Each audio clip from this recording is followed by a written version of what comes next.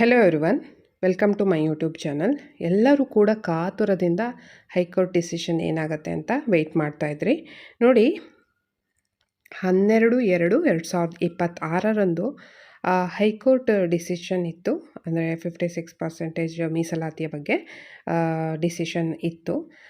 ಆದರೆ ಇದು ಹಿಯರಿಂಗು ಮುಂದೂಡಲಾಗಿದೆ. ಯಾಕೆ ಮುಂದೂಡಲಾಗಿದೆ ಅಂದರೆ, ಸರ್ಕಾರದ ವತಿಯಿಂದ ಯಾರೂ ಕೂಡ ಈ ಹಿಯರಿಂಗಿಗೆ ಅಟೆಂಡ್ ಆಗಲಿಲ್ಲ. ಆದ್ದರಿಂದ ಇದು ಮುಂದೂಡಲಾಗಿದೆ. ಯಾವತ್ತಿಗೆ ಮುಂದೂಡಲಾಗಿದೆ ಅಂದರೆ ನೋಡಿ, 2/3/2026 ಅಂದರೆ ಮಾರ್ಚ್ 2ನೇ ತಾರೀಕಿಗೆ ಮುಂದಿನ ಹಿಯರಿಂಗನ್ನು ಡೇಟನ್ನು ಕೊಟ್ಟಿದ್ದಾರೆ.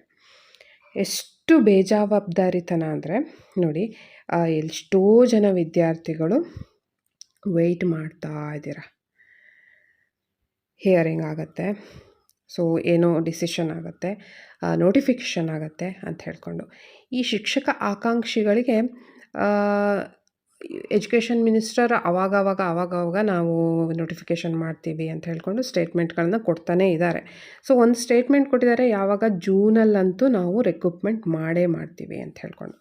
ಜೂನಲ್ಲಿ ರಿಕ್ರೂಟ್ಮೆಂಟ್ ಆಗಬೇಕು ಅಂದರೆ ಮಿನಿಮಮ್ ಮಾರ್ಚಲ್ಲಿ ನೋಟಿಫಿಕೇಷನ್ ಆಗಬೇಕು ಅಲ್ವಾ? ಮಾರ್ಚಲ್ಲಿ ನೋಟಿಫಿಕೇಷನ್ ಆಗಬೇಕು. ಸೊ ಮಾರ್ಚಲ್ಲಿ ನೋಟಿಫಿಕೇಷನ್ ಆದರೆ ಮಾತ್ರ ಜೂನಲ್ಲಿ ರಿಕ್ರೂಟ್ಮೆಂಟ್ ಮಾಡೋಕ್ಕೆ ಸಾಧ್ಯ. ಇಲ್ಲಿ ಈಗ ಹಿಯರಿಂಗ್ ಡೇಟೇ ಇರೋದು 2/3/2026.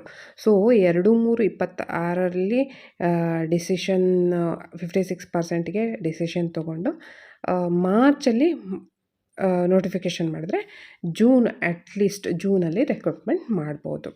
ಸೊ ಏನಾಗುತ್ತೆ ನೋಡೋಣ.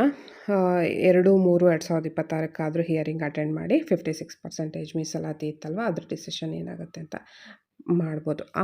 ಹಾಗೆ ಇನ್ನು ಉಳಿದಿದ್ದ ಪರ್ಸೆಂಟಿಗೆ ಅಂದರೆ 50% ಇತ್ತು, ಅದು 6% ಹೆಚ್ಚಾಗಿದೆ ಅಲ್ವಾ. ಸೊ ಉಳಿದಿರೋ 94%ಗೂ ಕೂಡ ಮಾಡಬಹುದು ಅಂತ ಕೂಡ ಕೆಲವೊಬ್ಬರು ಹೇಳ್ತಾ ಇದ್ದಾರೆ. ಸೊ ನೋಡೋಣ. ಬಟ್ ಮಾರ್ಚಲ್ಲಿ ನೋಟಿಫಿಕೇಷನ್ ಆದರೆ ಮಾತ್ರ ಜೂನಲ್ಲಿ ರಿಕ್ರೂಟ್ಮೆಂಟ್ ಮಾಡೋಕ್ಕೆ ಸಾಧ್ಯ. ಆದಷ್ಟು ಬೇಗ ನೋಟಿಫಿಕೇಷನ್ ಮಾಡಲಿ, ರಿಕ್ರೂಟ್ಮೆಂಟ್ ಆಗಲಿ. ತುಂಬ ಜನ ಶಿಕ್ಷಕ ಆಕಾಂಕ್ಷಿಗಳು ವೆಯ್ಟ್ ಮಾಡ್ತಾ ಇದ್ದೀರಾ. ಮುಂದೆ ಏನಾದರೂ ಅಪ್ಡೇಟ್ಸ್ ಬಂದರೆ ಅದನ್ನು ಕೂಡ ಅಪ್ಡೇಟ್ ಮಾಡ್ತಾ ಹೋಗ್ತೀನಿ. ವಿಡಿಯೋನ ನೋಡ್ತಾ ಇರಿ.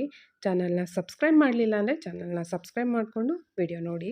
ಹಾಗೆ ಯಾರಿಗೆ ಈ ವಿಡಿಯೋ ಅವಶ್ಯಕತೆ ಇದೆಯೋ ಅವರಿಗೆ ಶೇರ್ ಮಾಡಿ ಅಂತ ಹೇಳ್ತಾ, ಮುಂದಿನ ಅಪ್ಡೇಟ್ಸ್ಗಾಗಿ ಚಾನಲ್ನ ಸಬ್ಸ್ಕ್ರೈಬ್ ಮಾಡಿ. ಧನ್ಯವಾದಗಳು.